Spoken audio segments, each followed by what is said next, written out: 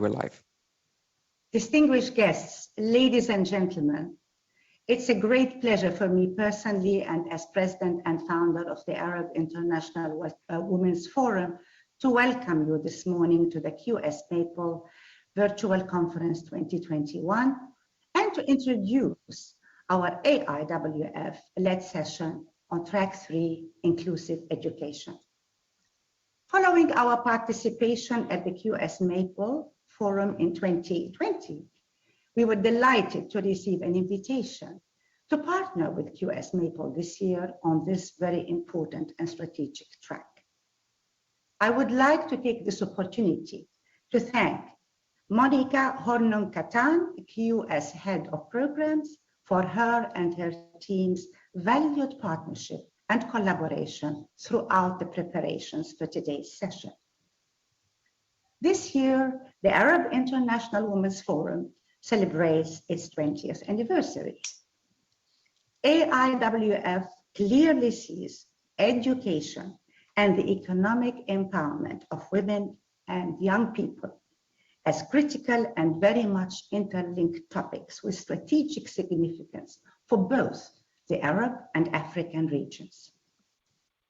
As founder of AIWF, I recall that since the inception of AIWF in London in 2001 as a development organization, we placed strong focus and continue to do so on education in all our conferences and in all our programs, as we truly believe that education is the fundamental factor in empowering women socially, politically, economically, and in all spheres. Throughout the last 2 decades, we are proud to have partnered with some of the world's and the region's leading universities in order to support opportunities for Arab women in higher education with a special focus on STEM, on business education, and on entrepreneurship training. Allow me to share with you only back in 2019, when we were still able to meet and to congregate, the Arab International Women's Forum program that year included 2 outstanding conferences held in partnership with 2 leading universities in the region. The first was at the American University in Beirut in partnership with AUBMC and focused on the role of women in medicine and in health sciences. We also invited the University of Massachusetts Medical School to be our global partner. The second conference later in 2019, we were at the AUC in Cairo. We were part of the centenary celebrations of AUC with an important conference equally on women as engines of economic growth and women as drivers of the economy and the important role of women in business and entrepreneurship. Of course, over this last year, this mission takes on a new urgency because COVID has indeed impacted our businesses, lives, work, education in all countries in the world. Education has a key role to play in building forward a better future, a future we hope that will provide equality of opportunity for all. We need to advance a model for education reform that directly addresses the school-to-work transition by fostering closer links between education and the private sector. This is key in resolving the huge unemployment challenge that has beset our region for many, many years. It is time for us to pause and to think out of the box. To address all these salient and important issues on inclusive education, I look forward with you all to the valued contributions of all our distinguished guest speakers today. Ladies and gentlemen, allow me first to introduce Dr. Haifa Najjar, Senator in the Jordanian Senate and Superintendent of the Ahliyyah School for Girls and the Bishop's School for Boys in Amman, Jordan. Dr. Najjar, it's an honor and a pleasure to welcome you with us today and I'm delighted that you have accepted our invitation to moderate today's session. Thank you. I also wish to express our warmest appreciation to our distinguished guest speakers joining Dr. Haifa, starting with Dr. Haifa Jamal al-Leil, President, Aifat University, Kingdom of Saudi Arabia, a long-standing friend of the Arab International Women's Forum. I'm delighted also to welcome Dr. Hind Bouhia, CEO Strategica from Morocco, and Fida Kanaan, Director of Executive Education at the Ahliyyah School of Business at the American University in Beirut. Welcome and thank you all for accepting our invitation. Dr. Haifa Najjar, may I pass the floor to you? Thank you, Dr. Kilani. It's an honor and not just an honor, it's extremely passionate for me to be with you here. You've mentioned education. Yes, education. However, we need to perceive education and to look into education in a different angle, from different angles, and I believe that we really need to unschool our educational system. We need to unschool our schools. We need to unschool our universities, and we need to look at it from the rational vision, from an extremely rational vision, mentioning STEMs, mentioning sciences, how urgent it is for us to invite women into sciences, into technology, into businesses, into politics. So we need to look at it in a very rational way. However, rationalism in itself is not enough.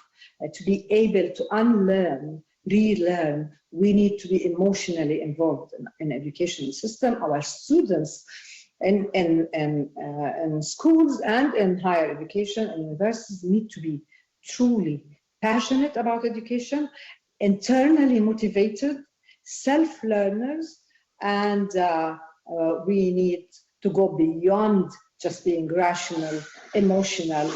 We need, particularly after COVID and the urgency of transforming our educational systems, we truly need to be ethical. We need to revisit our value system, put it at the table, bring back our shared humanity, be proud to speak out about our Arab context, African context, Mediterranean context, and proudly talk about the urgency of inviting love, oneness, connectedness, respect, empathy into the table, and be able to celebrate our diversity and bring in diversity to the table in such an enriching way where this will support us in unlearning, this process of unlearning, the journey that we're going through. So I believe that we, as much as we are challenged in our part of the world, we have huge opportunities and we can build on the achievements, yet we need to be critical about our realities, look at it from a very critical point of view, yet positive, hopeful, and I can see the light, and I'm surrounded by wonderful resources of light amongst us all. We, in our preliminary introduction, we said we agreed that this is not going to be a kind of since we're talking about inclusion, we will set the table as a dialogue. We will all share, we will all put our ideas at the table, and we all agree that we come from a region of civilization that we definitely contributed to humanity. The Arab region, despite that, the Arab region is definitely facing multiple challenges. As I said, we need to be critical. We're going through slow paced reforms, rising levels of unemployment, particularly among youth and women. And while many countries in the region have made significant progress towards increasing children's school enrollment. Still, access to quality education and inclusion are still key challenges in the region. We all agree that we need to tackle inclusion again from a different. Inclusion is about perceiving education in an integral way, in a holistic way. It's not just about the traditional way of presenting inclusion. It's about looking at inclusion from different perspectives and from, as I said, being rational and being able to invite the whole self into the table and respecting every single individual, inviting every single individual, particularly women, into, we need to look into inviting women into politics, women in politics, women in economy, women in social, in culture, in drama, in art, in music. Women will enrich and will take our region forward. I will, to this end, and in line with our commitment to sustainable development goals, I think we all need to put serious efforts to ensure equitable and inclusive opportunities to all learners. Can I start now?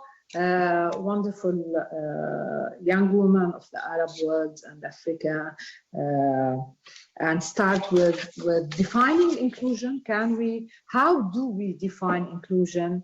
How do you define inclusion in your esteemed organization? And how do we ensure and realize inclusion within our contexts, own contexts? I would like to start with you, Dr. Haifa Jamal Al-Lail and Dr. Fida Kanaan. Please, Dr. Haifa, وبعدين Fida. As we said, it's going to be a flow of discussion rather than question to a person. Please, Dr. Haifa. Okay, thank you, Dr. Haifa, for the great introduction. I will build on what you started with and look at the inclusion from that perspective. But I want to say one thing, that it is really important for us to see that the unschooling and the idea of inclusion and the idea of having employability skills, these are really brings me back to the idea of the old discussion in academia and between academia and industry. Do we need education for education, or do we need education for the market? And this kind of a discussion, it's a long way to go and still really exists at this time. But it's vibrant and it still really needs some ideas in order really to see the inclusion in it. So if we took the education for education and how it is important, the lifelong learning for any person in our life, this is really how to make sustainability. So including the education, and it's not necessarily a degree, because if it's really, we're not looking for a degree, but it is important to instill this kind of a lifelong learning to any person, okay? So they can really acquire the learning all their life, so they can really produce anything that they need to do in their life, either personal or professional.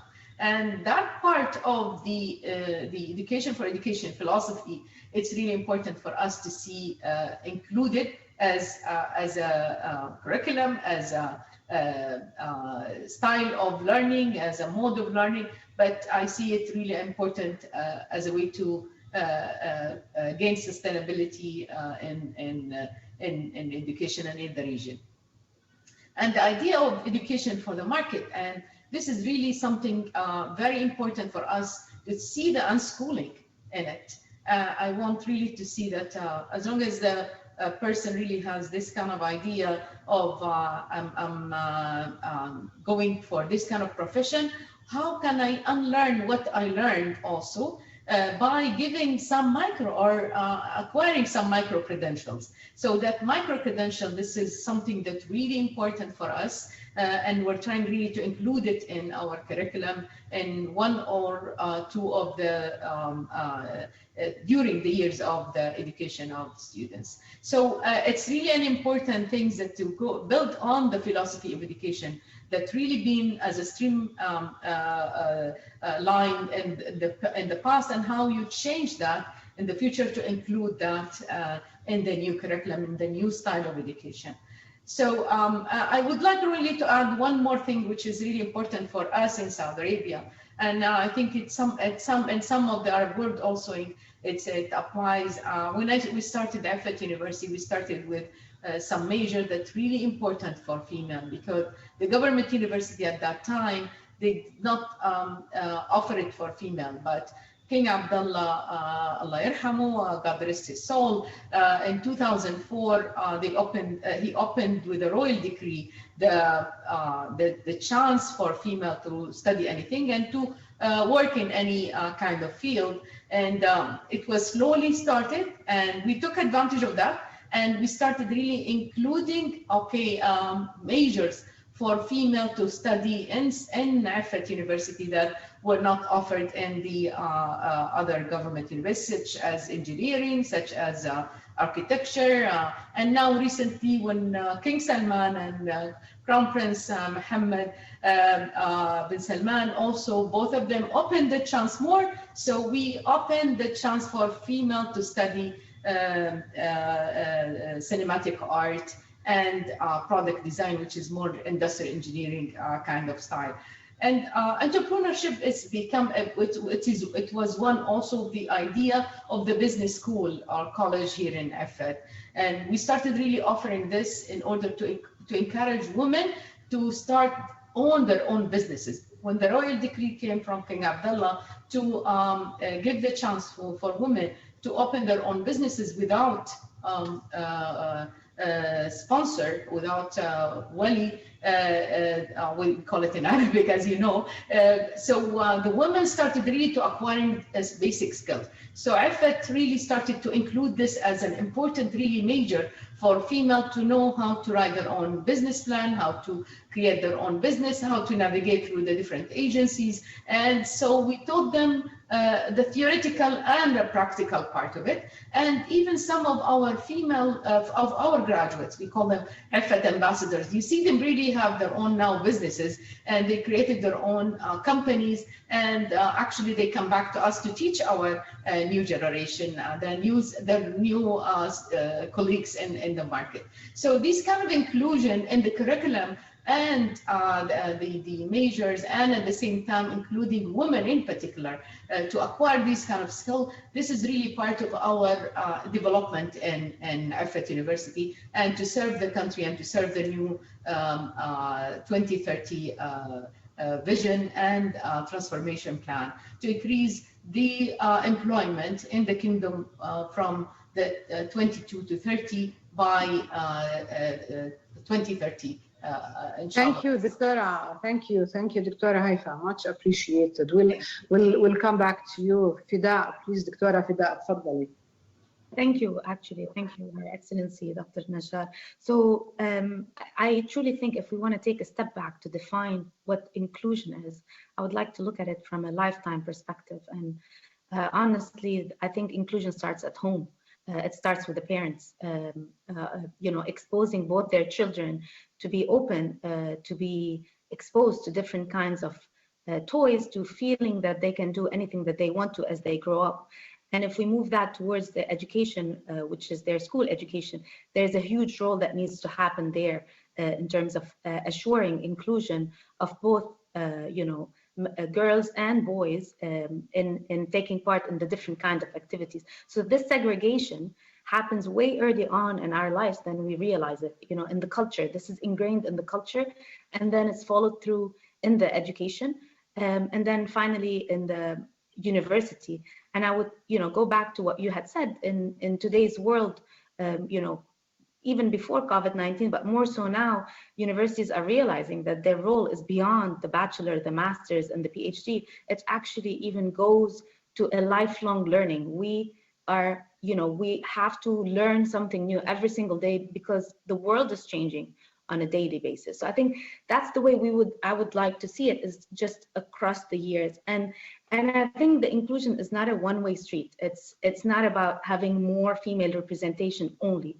It's also about having male representations in underrepresented fields where male are not there. We're talking about nursing, we're talking about teachers, and if I want to put a number, and we've been having a lot of discussions about that at AUB, I think a reasonable number would be 30 to 50%. That would be a good number to look at. If I look at my student body and I see, okay, I have 30 to 50% representation of one gender versus the other, then I know I'm in a safe zone. When this number drops down, then there's an issue. Back in the workforce, that goes without saying that we have to make sure we have this representation happening across sectors. So we're talking across sectors, and we're also talking across hierarchical levels up to the board level. So I think there should be some sort of a safe zone where we can know, okay, this inclusion, defining this inclusion as being measured, okay, is extremely important. And I think the ability, the how, your second question, how do we do it after we define it, is just about breaking the cycle, just exactly what each and every one of us here and a lot of activists, faculty, researchers are doing in our region. Breaking the cycle can be done at every single stop point. It can be done with us as parents, father and mothers. It can be done as at school as teachers, the way we influence our students. It can be done in the research and in the fact-based collection. And most importantly, it can be done at the policy level when we change the policies in our organizations as well as in our own countries. So I think that would be my general answer to your question. Thank you, Dr. Fida. Thank you, much appreciated. So now we cannot define inclusion in isolation. Inclusion has to do with male-female participation, with partnerships, with the private public sector, with the civil society, with governmental societies, organizations. So we need to look at it from different angles, and we as you said, thank you. How? Yes, we can do that. And every single step we take, when we look at it from holistic approach, I think we need to be patient. It's a journey. And I would like to ask Dr. Hind, I would love you to share the book, show us the book that you wrote on this, and to ask you why is inclusion of students with traditionally low representation, including women and girls, imperative to sustainable economic development in general and economic recovery post-COVID in particular. تفضلي دكتور هند, please. شكرا دكتورة هيفا. I would like to build on what Dr. Haifa, the chairwoman, said, and also Dr. Fida. I truly believe that inclusion comes from the small social network first, and that's family. But what is encouraging today is that we can see that parents are more aware to encourage their girls to be like boys and to have them dream for a better future like any boy would. I mean, before in our time, you don't see women pilots. You had very few of them. Today, they do exist. It's just that some areas, when you send them, they think these women who are wearing these uniforms, they actually play, they dress up. And this is what we need to still work on and have them feel that they have the same chances and everything. They can dream and do whatever they want. So let me just to laugh a little bit, because we're talking about girls here, and when you when you realize that at 10, 12 years old, they still think and dream about unicorns and princesses, while boys at the same age, they have understood that Flash McQueen and Spider-Man are not dreams. So women and girls are dreamers in the beginning, and you want to encourage them to still be dreamers, but in the same time acquire all the skills they need to become who they can be, and they play the role they have to play at the society later on. And that's why, I mean, you mentioned that I wrote a big book. Thank you for inviting me to show it. In fact, I wrote a book about the importance of educating girls and have encouraged them to go to scientific fields to acquire the basic skills that they need to be entrepreneur, like Dr. Haifa mentioned. We want more women to launch their own business. We want more women to have their own economy in hand and their own finance in hand. And we want more women to have all the skills they need to be successful in doing so. Today with COVID, the world have changed. We are moving to digital. How would you expect someone to go digital if they haven't acquired the basics of calculus and math and feel that these sectors are actually good for them as well? And that's where inclusion comes in. Inclusion comes in saying that you're smart, you're intelligent, you can learn, you can be good in math, and don't discourage them to say, oh, it's too hard for you. What are you gonna do with that? Is that really something that will be useful for you later? That's the comments that we still hear.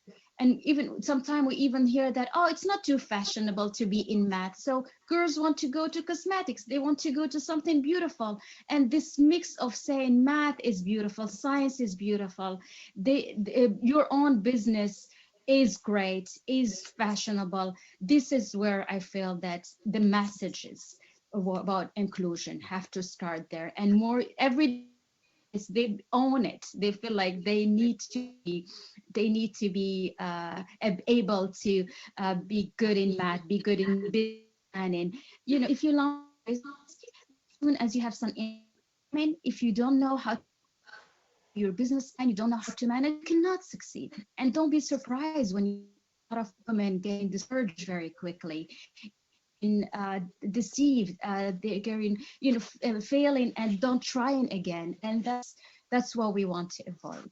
So to me, education for girls is getting them all the skills, having them go to science, having them to feel that everything is useful and needed to be a good woman, a good entrepreneur, have a role to play in development in their community, and raise all the new generation. So a better woman, better educated, will have better kids, better educated kids, better health, better everything, financially autonomous, and a happier woman.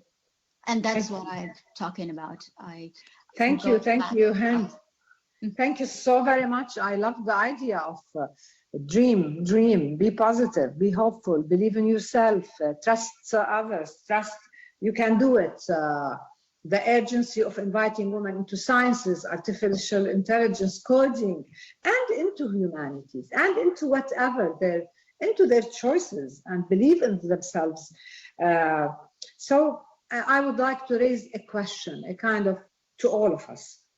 How can we effectively link inclusiveness, the way we talked about it, in such a broad way, in higher education, and be able to bring more women into the workforce, however, more women into the leadership positions, women in humanities, women in politics, women, how can the higher education be transformed to truly represent inclusion in such a creative and innovative way? Please, it's for all of you. The question is open to all. Dr. Haifa, would you like to start? أهلا وسهلا فيكي.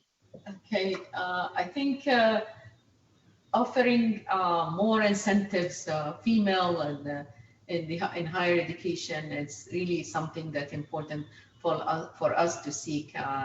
And that would be really based on merit, but at the same time, giving a chance to the female, more chances than male at this time.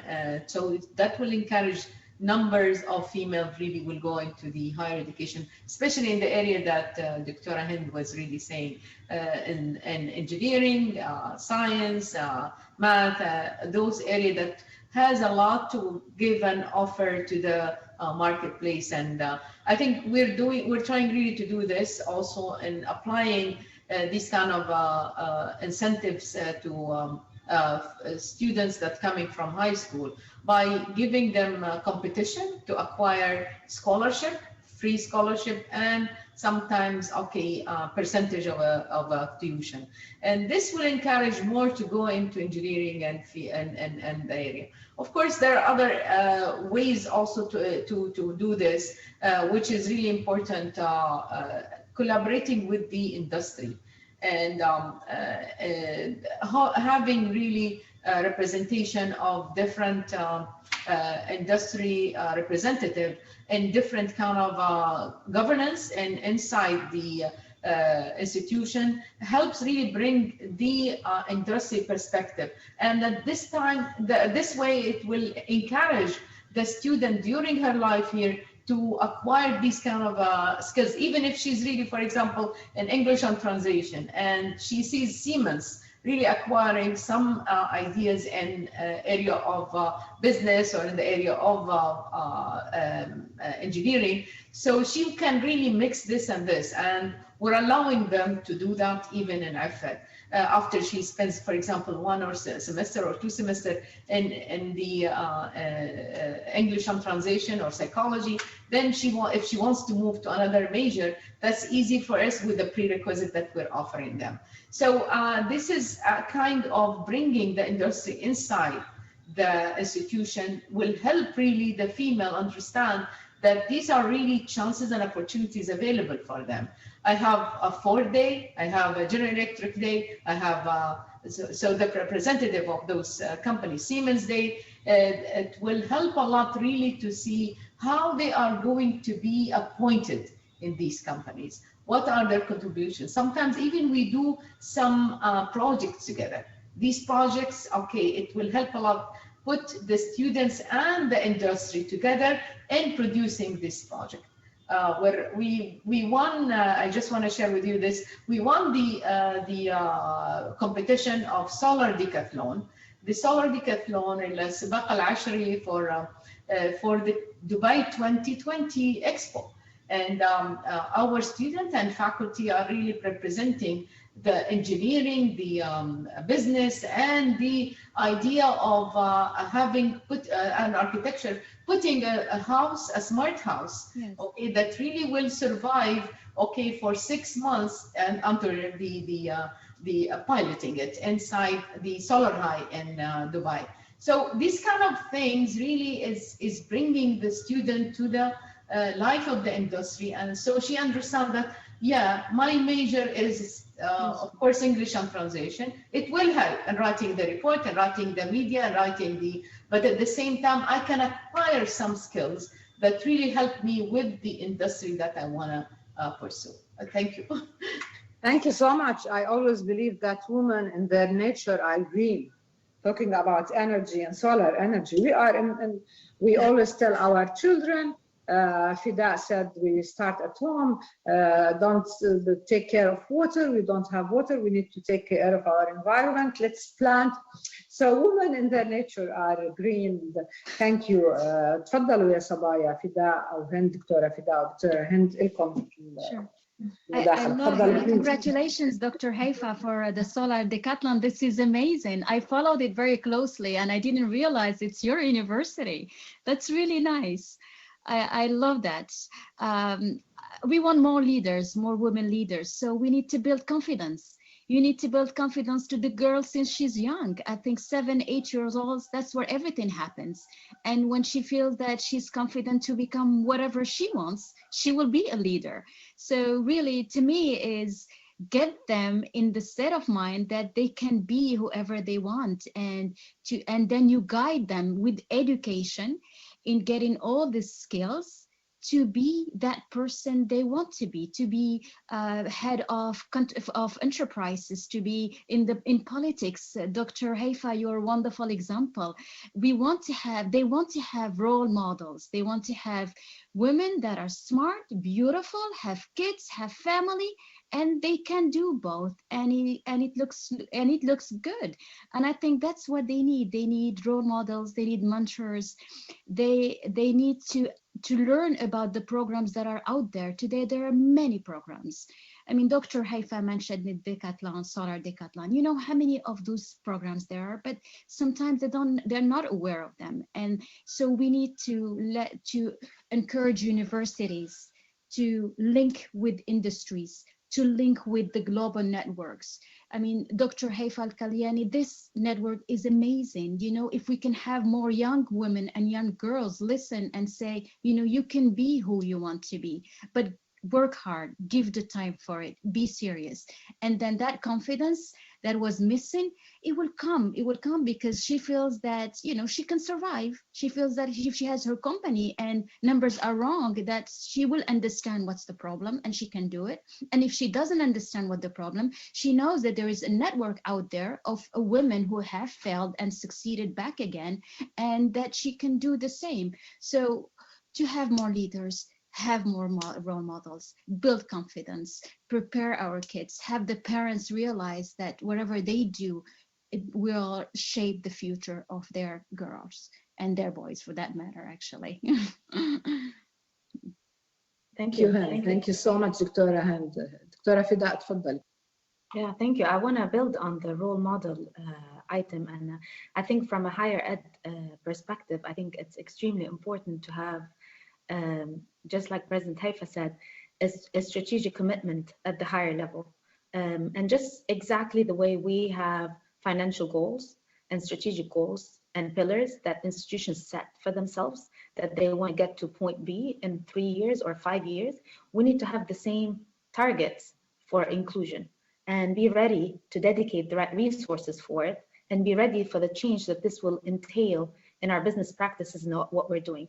So I think starting from top, and when I say top, I'm talking about University Board of Trustees, I'm talking about the university's presidents, I think is extremely, extremely important in creating this change and setting an end target. Where do we want to get to at the end of the day? You know, I think inclusion is no longer you know, only a sustainable development goal. I think it's an imperative now for our economies, and the numbers actually do show it. I'll give you some insight towards that. So I want to give you just some examples on the how to in terms of what AUB had done recently. With March 6th, we celebrated the AUB centennial, you know, inclusion co-education. So we had a whole campaign on AUB for women, where we launched the AUB Women Centennial Fund. And donors were highly encouraged to establish scholarship funds to honor women who have impacted their lives. So I think that is a first step. If we want to go more granular, and I had discussions with our advancement office, is what they've been doing is that they have specific funds supporting women or females in underrepresented faculties. That would be great because that would give them the opportunity to have scholarships. As you know, unfortunately, you know, Lebanon has been having or witnessing a huge inflation recently that has, you know, caused us to have 70% of our population below the poverty line. This is not to be undermined, and that had huge effect on the education. We wanted to make sure that the females are still represented, and these funds are helping support them. Even more so, if we want to take that one step further, our Faculty of Arts and Science, our Dean, Dr. Najjar had established also a 10 million gendering grant. And the beauty of this grant is that it's not only targeting women, it targets men and women to mainstream inclusion in the professional field. And how are they doing that? They are actually as part of the requirement of this scholarship or this grant, students have to take inclusion courses.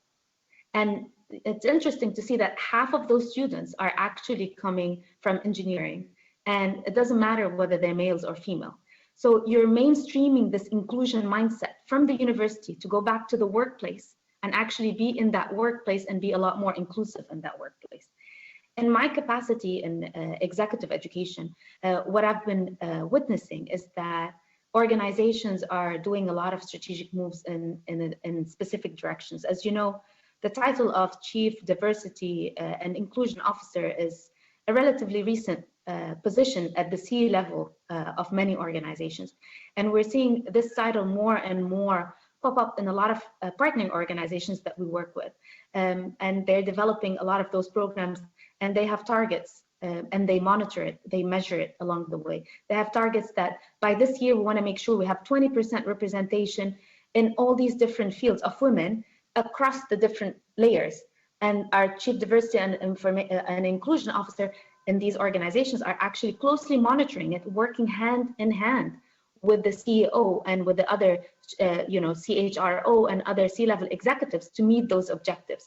So that goes back to the initial thought of having it strategic and making sure we're measuring, we're monitoring, and we're intervening at every step of the way. Beautiful, thank you, Dr. Fida. I will connect two questions together, if I may. I would love there's a question that just came into my mind. How can research informed policies contribute to addressing the challenges of inclusive education and the future of work challenges, and connect this with the challenges facing inclusive education in our region? And I truly believe that informed policies built on data, built on studies, built on figures, built on strategic thinking, built on good governance, would really tackle key challenges in our region. Please, the floor is yours. تفضلي دكتورة هيفا, please. Okay, I think one of the very important things, you said it, mashallah, Dr. Haifa Najjar, the idea of having the policymakers that really look at data prepared by experts.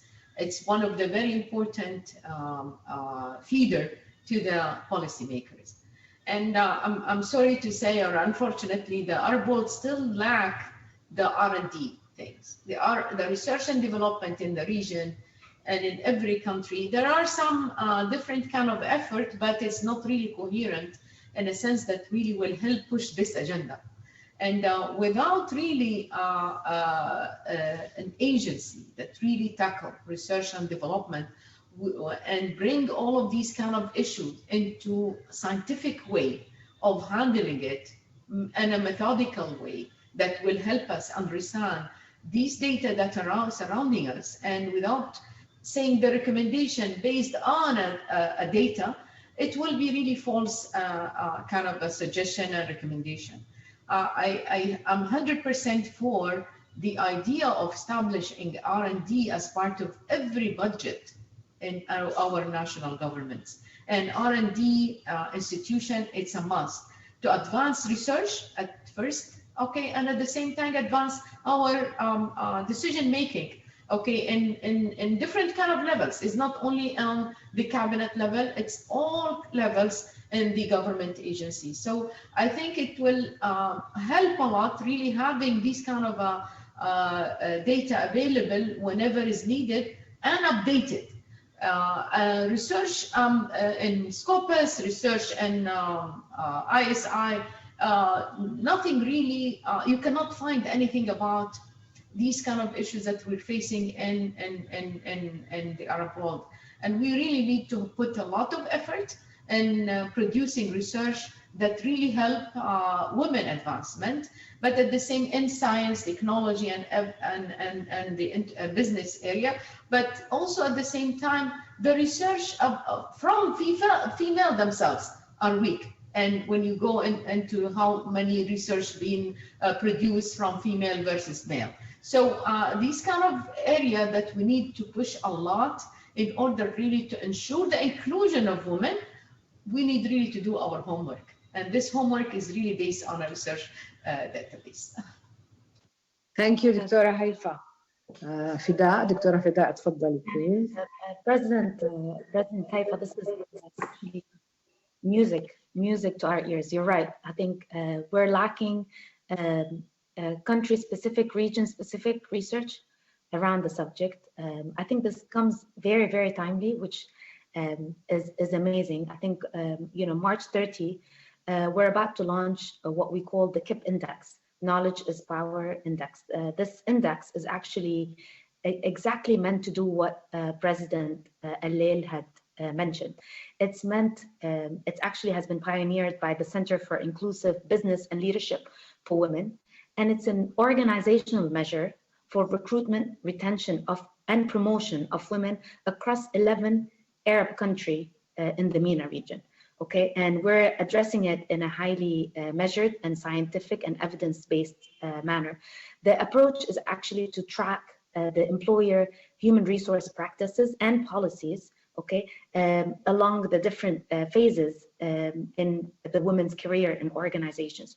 So first, what the center had done is captured and analyzed the women's experience in the workplace, and we're talking about country-specific experiences, and we assessed their policies and their practices when it comes to women recruitment, when it comes to women promotion and retention.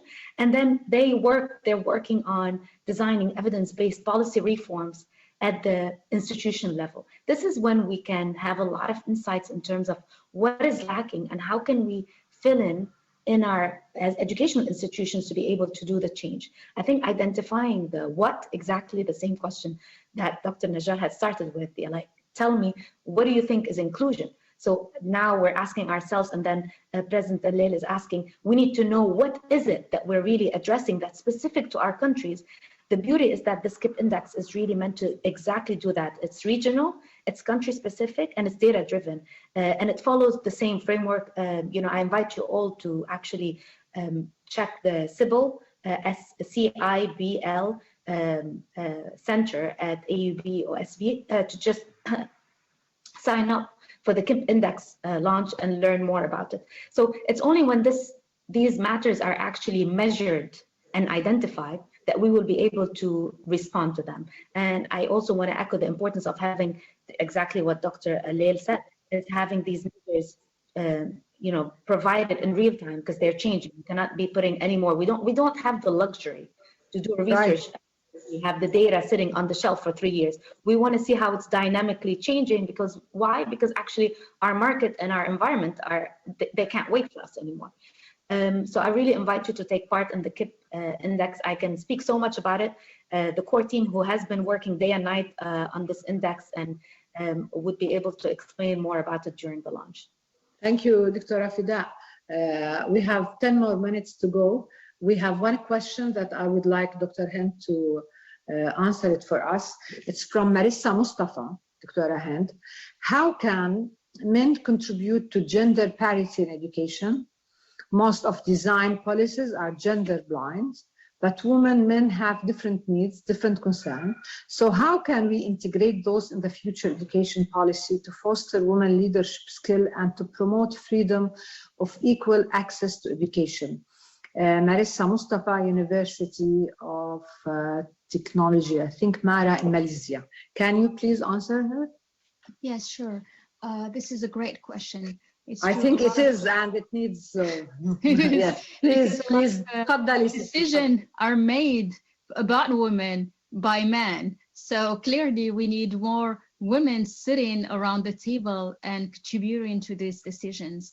Men can contribute a lot because we live with men and we work with them, and we want them to encourage more women to be part of what they like, their close circle. So men can contribute. Gender equity or gender equality is not only about having women thrive and work hard to have better positions for themselves themselves.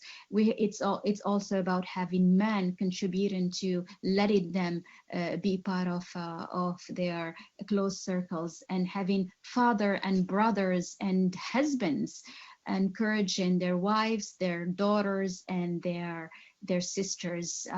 I don't think every girl take her father as a role model, and if the father takes her and have her help him in looking inside the car and being curious about a plane, she obviously will go towards that, and she will become more scientific. So I think the dialogue and this all what we talk about today is not only about women, it's about the whole world, really. So I think when we talk about women panel, we should say it's about development panel, because without girls and women, there is no development.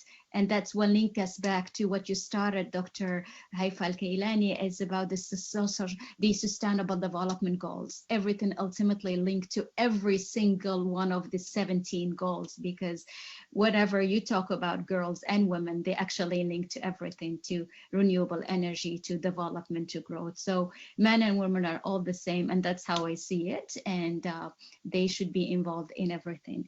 I wanted to add one thing about what you asked earlier. Is one important point we didn't mention is the access to finance. If you encourage more foreign policies to set up programs to give access to finance to women, they will be able to launch more of their businesses. A lot of them, they don't do it because when they are faced with their pitch, they have only men, and men are inclined to give money to men.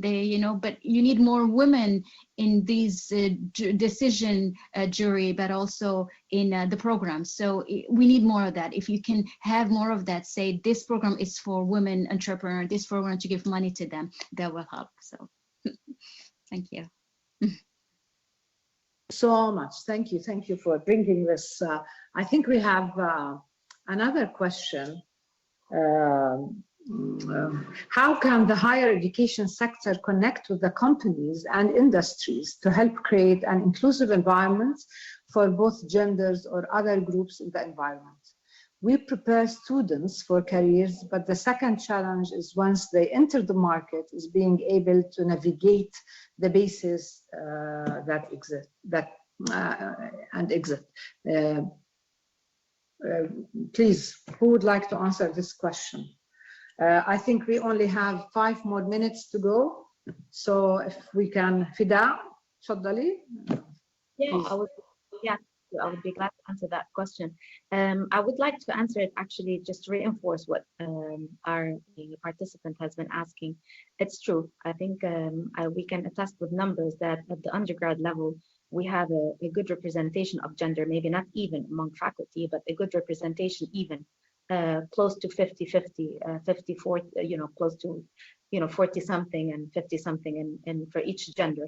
But this representation, we had noticed that as we move to executive education offerings, actually drops to 80-20 representation, if not less, 12% for female representation, which is representative of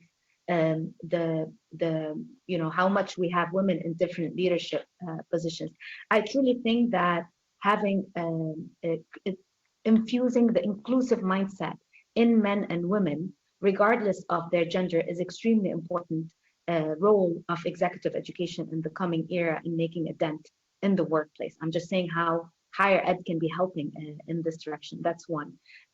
Second, working more on a women leadership program is extremely important. Third, working more with C-level executives, particularly the human resource department, and we've been doing that. We've had recently the recruitment retention promotion program that was a collaboration between civil and executive education, target exactly heads of HRs in 8 countries, including, by the way, Morocco, and exactly to tackle this problem, because we want to make sure that 2 things are not happening. We want to make sure that we don't have leakage, because people end up, when they have families, female end up to actually leave their job, so that's a leakage. And we want to make sure that we don't have the glass ceilings at different level of organizations, which is basically the burst. So having more people in lower level of the organization as they're taking place. I think universities have a lot to contribute, and happy to see you know, here in Lebanon or in Saudi Arabia or in different areas of this active role. I would like to close with one point saying that inclusion is definitely an imperative. And the reason economically why we say that is has been proven. ILO had done a study saying that gender gap is not narrowed, is narrowed by just 25%. Okay, then the global GDP will be increasing by 55.3 billion by 2025. We also know that organizations that adopt inclusion are definitely more performing. Thank you, Fida. We only have 5 more minutes to go. Thank you so very much for an inspirational session, really. I learned a lot from every single one of you. Wonderful women of the Arab world, of our region, of Africa, of the whole world. Your contribution will definitely invite our shared humanity back. Obviously, we tackled inclusive education as a mindset, which is beautiful. It's a mindset. It's about values. It's about lifelong learning. It's about being positive, being hopeful, and it is about instilling. Yes, I can do it in our part of the world. As much as Jordan is challenged, I feel that we are surrounded by opportunities and we can do it. We need to look at inclusive education from a legislative point of view, from strategic thinking, through strategic thinking, policies, grants, good governance, the research, yes. And of course, there is a long way to go. But I think this was very inspiring session. Thank you again, and the floor is yours, Dr. Haifa Kilani. Thank you again for inviting us all to this beautiful table of dialogue. Thank you. Thank you very much, Dr. Haifa Najjar, for expertly moderating this most interesting and inspiring session on inclusive education. I reiterate my thanks to Dr. Haifa Jamal Al-Lil for outstanding contribution, and allow me to commend you on your focus at Ifrit University on the link between industry and academia. This is ever so important if we're going to create the jobs, to create the talent that really the market needs, and start to overcome the challenges of unemployment in the region and foster economic development. This is how it happens. So this is an excellent example. The focus on data has been also very important. I thank Dr. Hind Bhuiya. Congratulations on your book. You are an outstanding role model yourself, young role model yourself. And it was a pleasure to hear you. Fida, thank you very much for sharing the excellent work that carries on all the time at AUB. By all the various departments, by all your colleagues. Thank you all for leading also in all the areas that we need in the region to enhance our education and to make it more relevant. And the focus on data has been extremely important. So it's been absolutely inspirational. I learned a lot. The subject has been expertly addressed. And I would like just to move forward. You all discussed many challenges, but as Dr. Haifa Najjar said, there are many opportunities. And I think our meeting here today with the Arab International Women's Forum and with QS gives us lots of opportunities for collaborating together and exchanging experiences and knowledge and bringing our resources together, because indeed time does not wait and we need to move fast on this very important subject. Relearning, unlearning. Thank you, Dr. Haifa. Aren't we surrounded by wonderful role models? Wonderful. Thank you. Dr. Haifa, Mrs. Kilani, you have been a role model. Your patience and your continuous hard work has been also an inspirational. Your journey is very inspirational to us all. We're surrounded by truly genuine role models that we are all proud of. Thank you, Jamal. Thank you. Thank you all. Thank you again. Thank you. Thank you very much. Thank you. Thank you so much. Thank you. Appreciate it. Thank you. Thank you.